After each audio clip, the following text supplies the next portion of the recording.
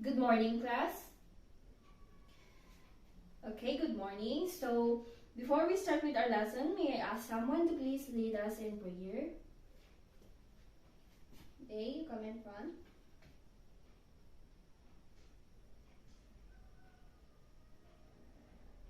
Amen. So, class, on the past lessons, we have learned about the different systems in our body, which are, we already finished the integumentary system, the digestive system, and the skeletal system. So before we proceed with our next lesson, I have here a strips of paper with the words written on it, of course.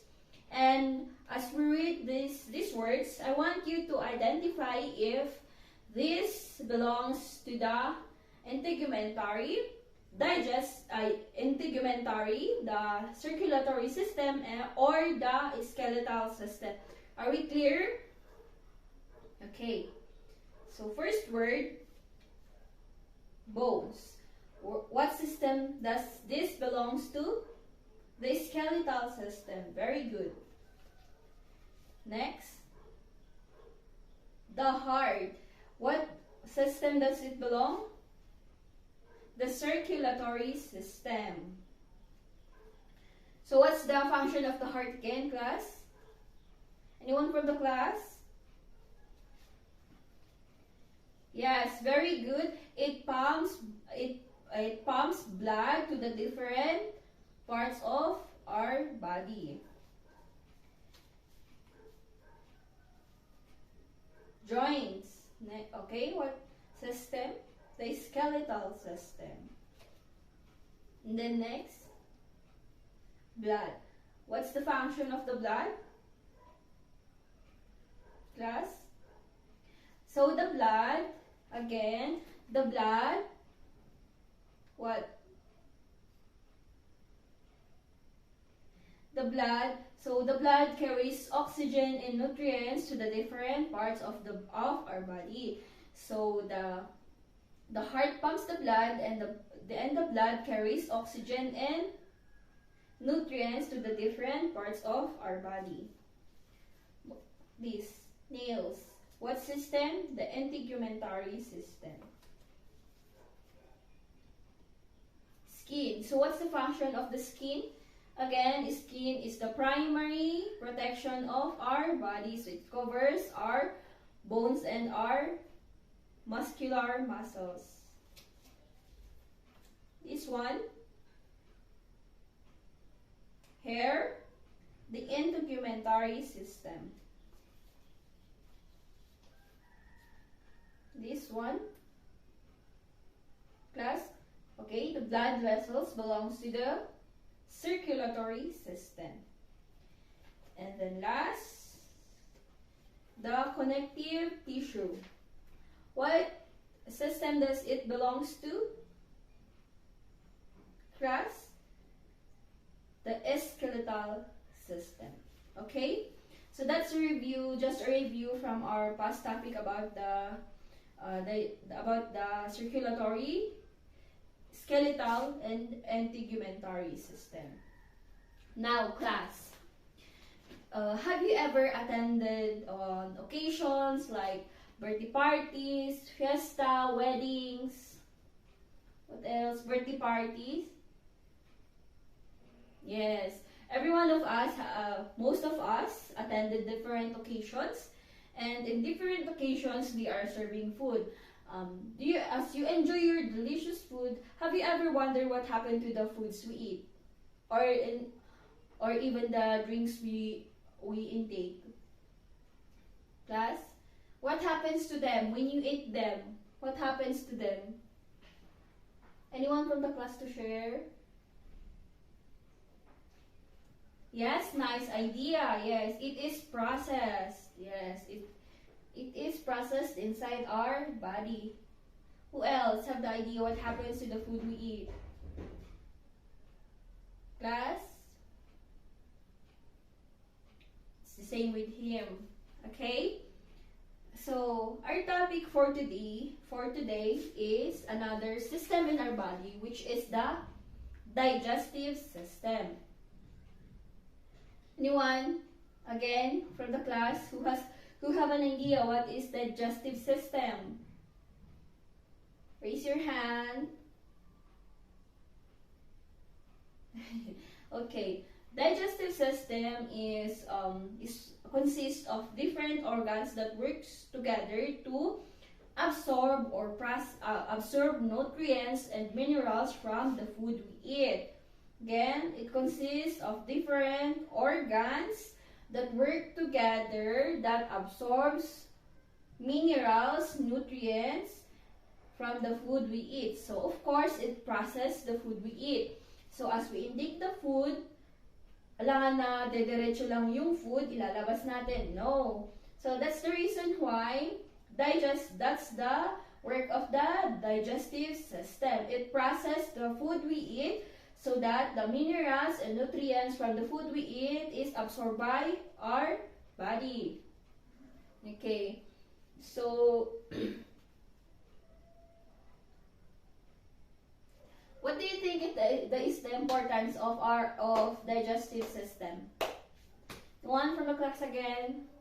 By the way, class, if you have questions or clarifications, just raise your hand. Yes? Okay.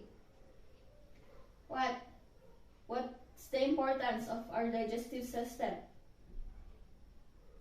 Anyone from the class? Raise your hand.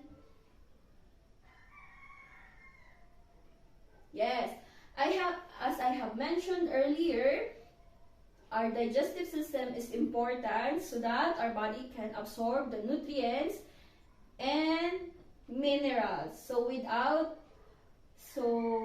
the food we eat is processed by our digestive system, and our body absorbs the nutrients. Are we clear? Okay. So as I have mentioned,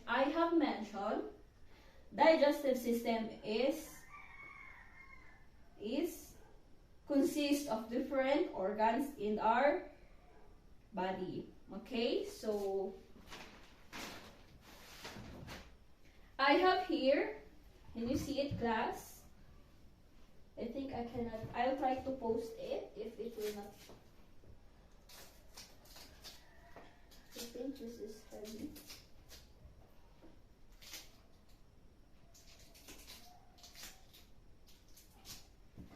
Let's try to post it.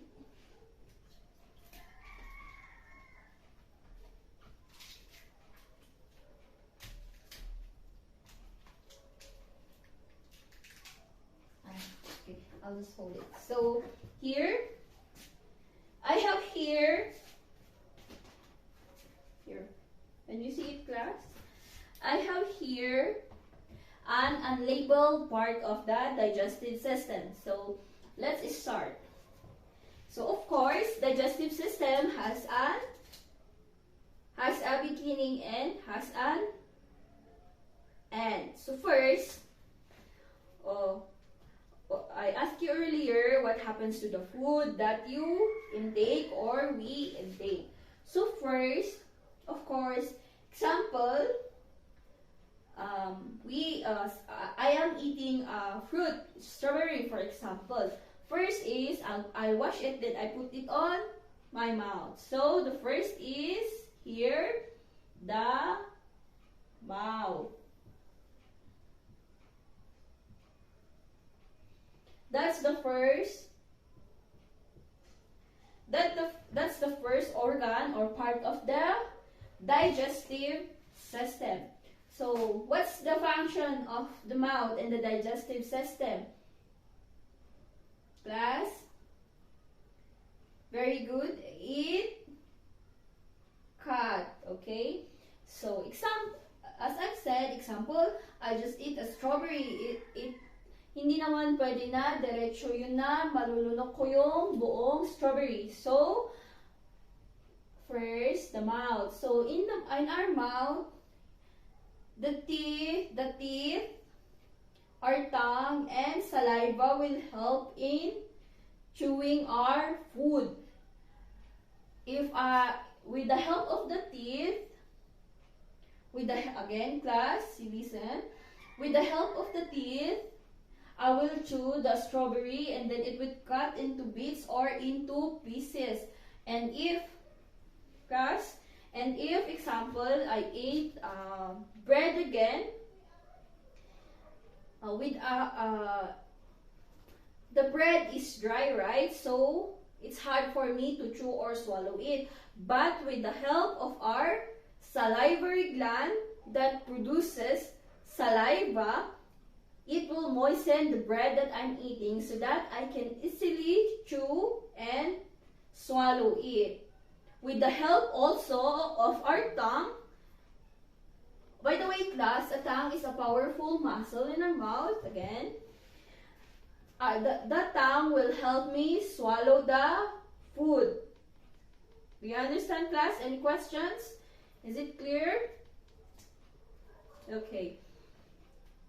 Again, the food in our mouth is being cut into pieces and moistened by our saliva and being cut by the teeth and the tongue, and after chewing or after it was being moistened, the tongue will push the food into the next destination. What do you think we call this one? This is the next destination, which is the here. Do you think is that? It's here, this part. It's the esophagus.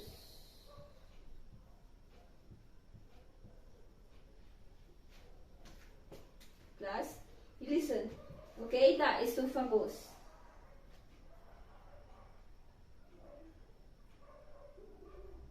What's the function of the esophagus, class? Anyone?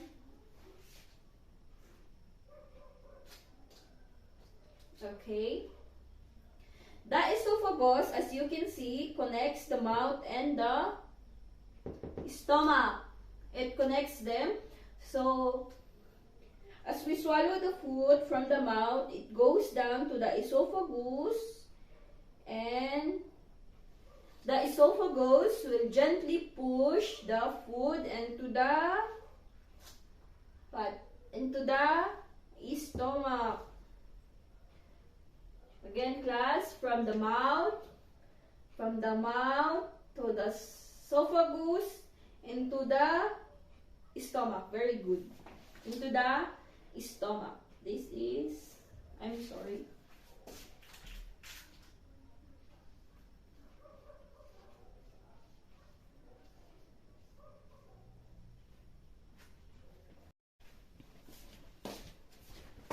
So I am sorry for that, class. So again,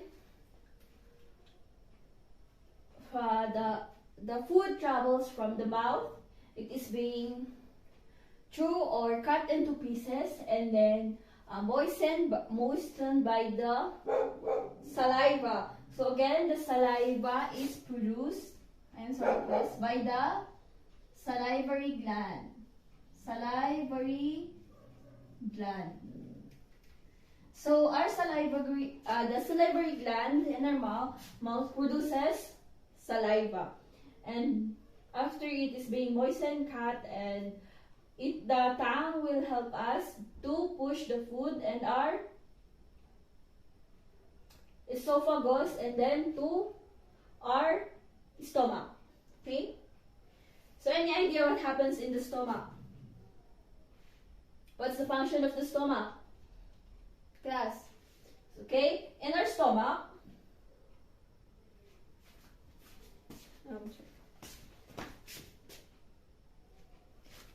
sorry. So in our stomach, what happens in the stomach? In our stomach, the food is being mixed. So the solid and liquid that we intake, it is being mixed in the stomach. So the stomach has a powerful muscle wall that mix up the mix up the food that we ate, solid and liquid. So the stomach also produces acids that kills the bacteria from the saliva in food we intake. Do you understand that, class? Understand? So if, example, of course we are not sure that all the food we intake is clean. So example, a strawberry, the strawberry that I swallowed, it has a bacteria. From the mouth to the esophagus, to the stomach, when the strawberry is here in my stomach and it has a bacteria, the stomach will produce acids that will kill the bacteria. So harmful bacteria may come also from the saliva. It's not just from the bare fruit or foods we eat, but it can also be from the saliva. Understand? So the stomach produces acid that will kill the bacteria, and also in the stomach, the food in liquid that we intake is being mixed. And take note also, class, that the stomach also produces substance that will help in absorbing ions in vitamins. Do you understand, class? Okay? That's the function of the stomach, and that's the stomach. And then after this, in the stomach, after the mouth, esophagus, and then stomach, the next is the small intestine. Here, the small intestine.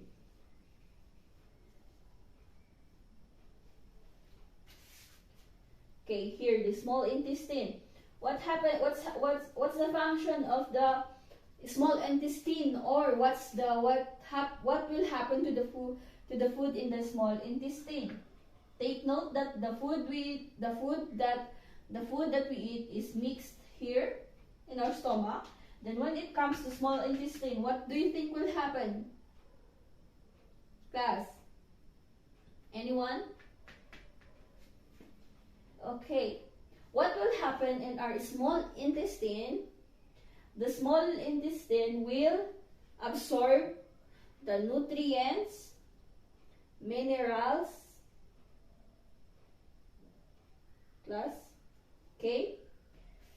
The small intestine, through the lining of the small intestine, it will absorb the minerals, nutrients from the food, and it will go to the bloodstream throughout our body. Do you understand? Class, are you getting something? Again, the small intestine will absorb the nutrients, minerals from the food, and will go to our bloodstream, and then it will travel throughout our body. You understand, class? Okay.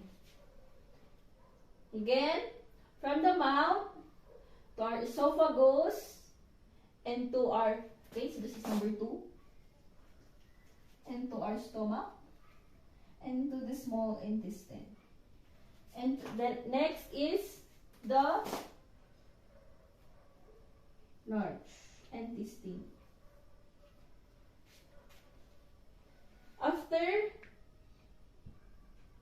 After the minerals, nutrients is absorbed by the small intestine, it will, by the way, class, the small intestine is about 5 meters long, and in adults, but in babies, it's half a length, okay? Okay, so after the food, or after the minerals and vitamins is absorbed in our small intestine, it will travel through the, this again, the large intestine. Okay? So, the food will travel into the large intestine. Large intestine is where the waste is being processed. So, take note, class, that in small intestine, again, the minerals, the nutrients is already absorbed. So, when it travels to the large intestine will process it to become waste. Okay? It's like the waste area in our body. So what's in here are the processed foods, or that is the processed food that it is that the vitamins and minerals is absorbed by the small intestine. So it will travel into the large intestine, and the large intestine will process it to become a waste. Liquids is also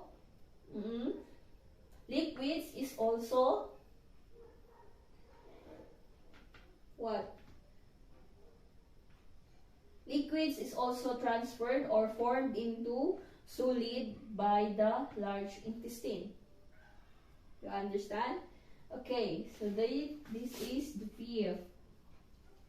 And the last part, or the end opening of the digestive system, it is where the end of the digestive system, or the end part of the digestive system is this. We call it the anus or the anus. So the anus or anus, it is the end opening of our digestive system. Again, it is the end opening of our digestive system. So the anus or the anus is what?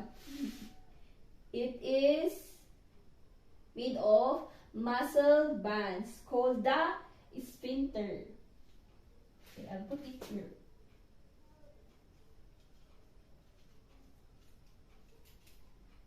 Sphincter. So the sphincter, this one will relax and open if it's time for us to empty our bowel. Okay? Do you understand, class? Do you have a question? Raise your hand if you have questions or clarifications. You have questions? Clarifications? Again, okay? So, have a quick review.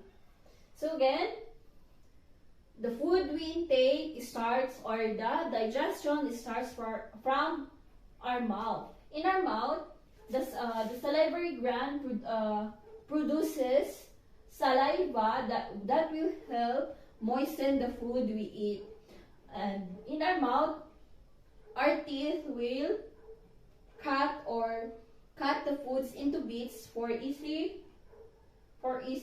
to swallow it easily. And with the help of our tongue,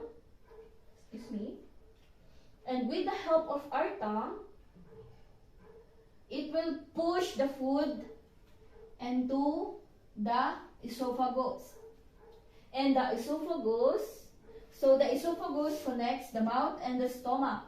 And the esophagus will gently and slowly push the food into the stomach. And in our stomach, the stomach will produce acid that will clean or kill the harmful bacteria that came from the food or from our saliva. Also in our stomach, the food is being mixed together. So the stomach has a powerful muscular wall that can mix up the food in our stomach, and our stomach also can produce a substance that will help in the absorption of iron and vitamins. So after that, the food will go to the small intestine. And in our small intestine, the food that is processed in the stomach will be processed again in our small intestine, but the small intestine will absorb the nutrients and minerals from the food.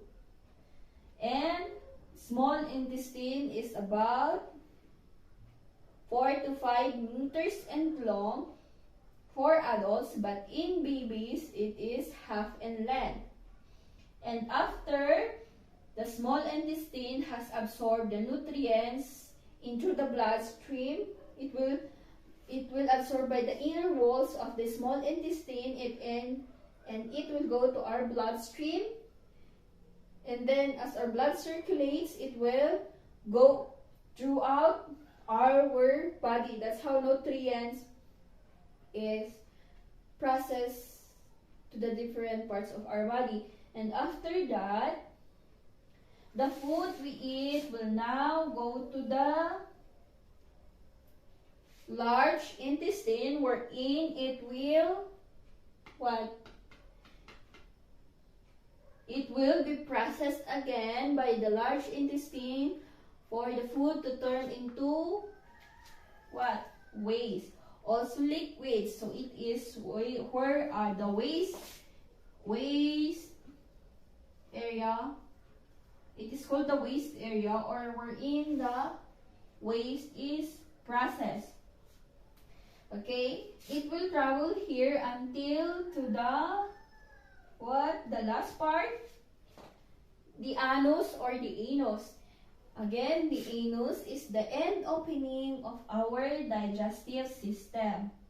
Okay, it is made of muscular band or gland, which is called the sphincter. So again, if it's time for us to empty our bowel, this muscle or sphincter will relax and open for us, and it will allow the waste to come out. You understand? Okay. You understand, class? Any question? Just raise your hand if you have questions or clarifications. Okay. You're sure that you don't have question?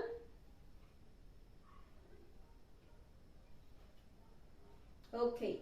To test if you really understand our lesson, we'll be having your pre-activity. Okay, so I'll be removing this one. Okay.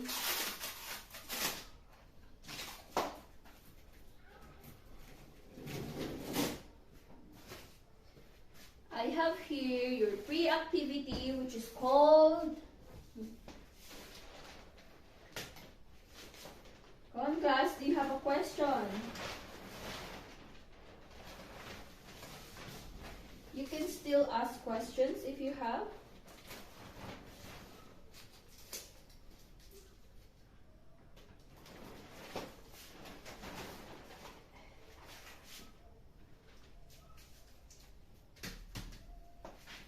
Can you see it?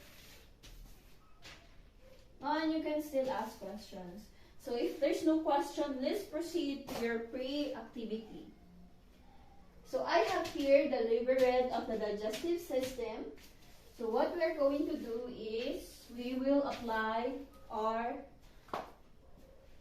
knowledge about the topic that we have discussed, which is the digestive system. So as I have said, the digestive system is consist of different organs that work together to process the food that we eat. Okay? What are those? Again, class? It's the first. The mouth, the esophagus, correct? The stomach, okay, what's next? The small intestine, the large intestine, and then the anus. Okay, so as you can see here, it is not only the part of the digestive system that is in here. As you can see, we have the alveoli, which is what? Is a part of the what system? Okay. Also the liver, I have here the brain, the heart, the skull, the veins, the anus, the large intestines. So I want volunteer students, okay? Tell me what's the first part or organs in in the digestive system? What? It's the beginning, the beginning of the digestive system. Class? Very good, the mouth. So it's the first. Number 8 first. And then what's next to the mouth? So what's the function of the mouth? Okay, very good. It is where the food is being thrown or cut into pieces. It is moistened by our saliva. By the way, class, what produces the saliva? It is the what? The salivary gland. Okay. And then it after the food is cut into pieces or bits and being moistened by our saliva, it is pushed by the what? By the tongue, and then it goes down to the what? Esophagus. Okay, so this is number 2. Very good. Number 2, esophagus. So the esophagus connects the mouth and the what? The stomach. And then the esophagus will gently and slowly push the food into the, what's next? Into the stomach. Okay, very good. And in our stomach, our stomach will produce acids that will kill the bacteria from the food and saliva, and it also has a powerful muscle wall that will mix up the food, and it produces also a substance that will help in the absorption of irons in vitamins. Okay, and the next will, after it's being processed in the stomach, it will go to the small intestine. Okay, the small intestine.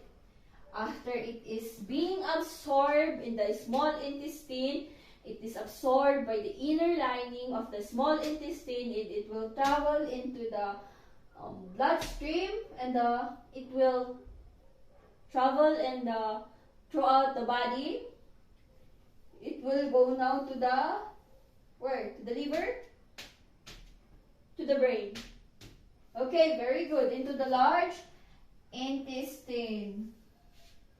And in the large intestine, the large intestine will process it to waste. Very good.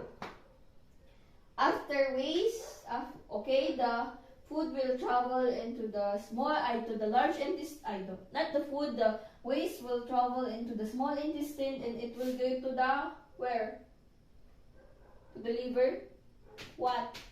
Into the anus or the anus. So we connect it from the mouth to the esophagus and to the stomach. From the stomach, it will travel to the small intestine, and from small intestine it will travel to the large intestine, and it will end at the Anos. Very good, class. I thought you were not listening. Very good. Any question? You understand the lesson? Very good, class. Any clarifications or questions or additions to our discussion?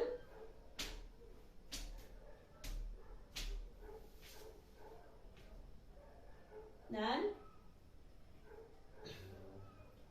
Okay, class. Then if you don't have any clarification questions, then we'll be having now your activity. So I have here your answer sheets. So as your answer sheets is a crossword puzzle. In each number, it doesn't have the definition, but you already saw what mouth, esophagus, stomach, large intestine, small intestine, and anus looks like. So beside each number is the pictures of the organs that consist the digestive system.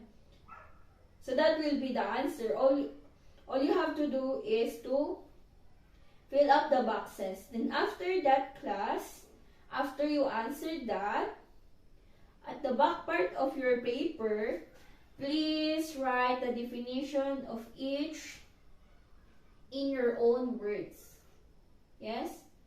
Is it clear? Questions?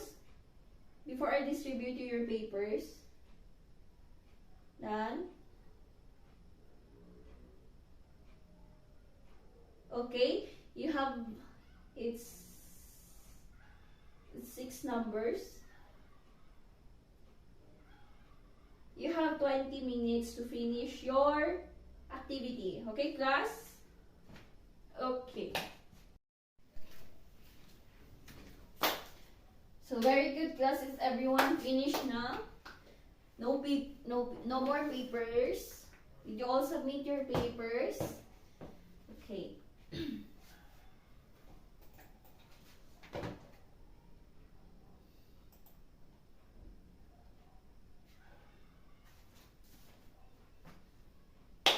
Okay, very good, class. So now, class, what do you think we can do, or what are some helpful habits that promotes proper functioning of our digestive system? Anyone from the class? Yes? Okay, drink enough water. That's one. Yeah. Drinking enough water or plenty of water will help the digestive system clean. Okay? Pag umiinom tayo ng maraming tubig, nakakatulong yon para malinisan ang ating digestive system. Very good. What else? One from the class. Very good, ah. Okay? Very good. What else? Yes, eat on time. Yes. So one way to keep our digestive system healthy is that we should always eat on time. Imagine it's you did not eat for breakfast. Okay? If you did not eat for breakfast, your stomach will be forced to what? Will be forced to mix. Even though you did not eat, your stomach will be forced to mix the food.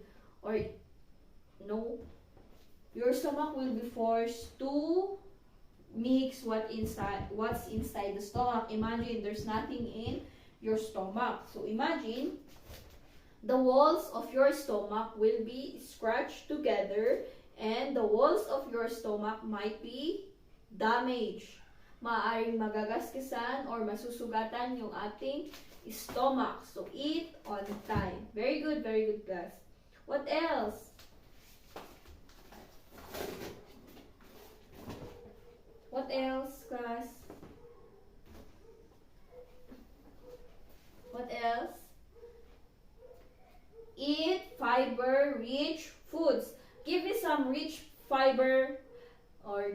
some foods that are rich in fiber. What else? The vegetables, examples like the chayote. Okay, very good. What else? Avocado. Okay. Yes. And oatmeals and brown rice.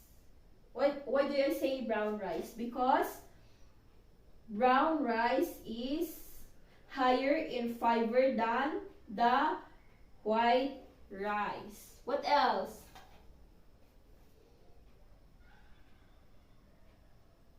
What else, class? Yes? Yes, we have to minimize the fat that we intake. But mom, there are fats that were healthy also. Yes, but we should minimize the fats that we intake because it might slow down the digestion. Okay, you understand, class?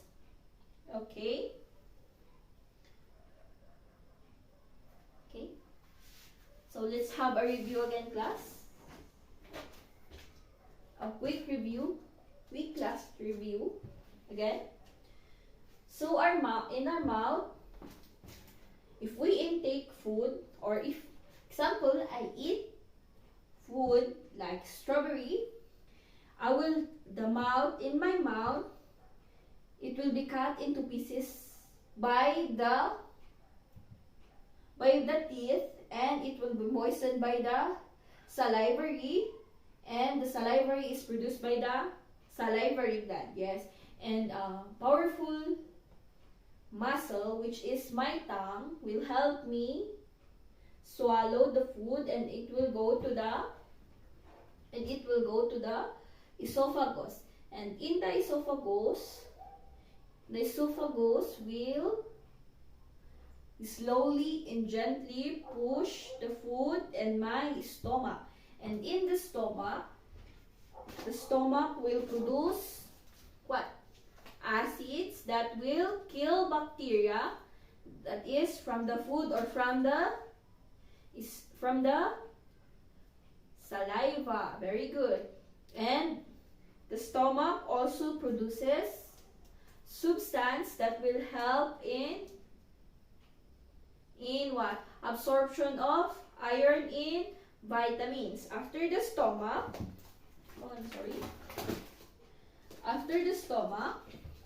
it will travel to the small intestine. In the small intestine, the nutrients and minerals from the food I take, like the strawberry, will be absorbed by the inner walls of the stomach, of the small intestine.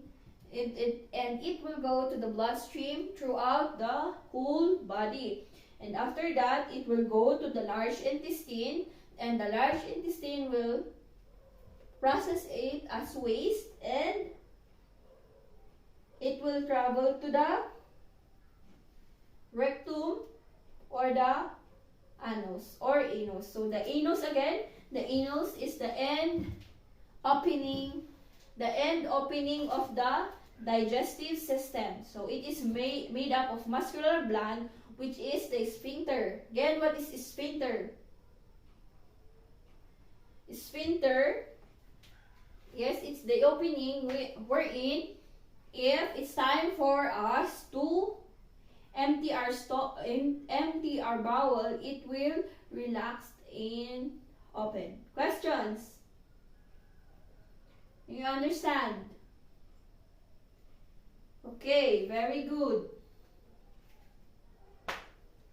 So that's our discussion for today, class, and I hope you learned a lot and understand our discussion. But as I can see, you know very good that you are listening, and I have here your assignment. Okay, class? Your assignment is to draw in a short bond paper the just simple illustration or drawing of the digestive system, and please label it. You may past 8. I will give you 2 days to do it. Yes, class? Yes, class? Okay, are we clear? So that's our lesson for today. Goodbye and thank you, class.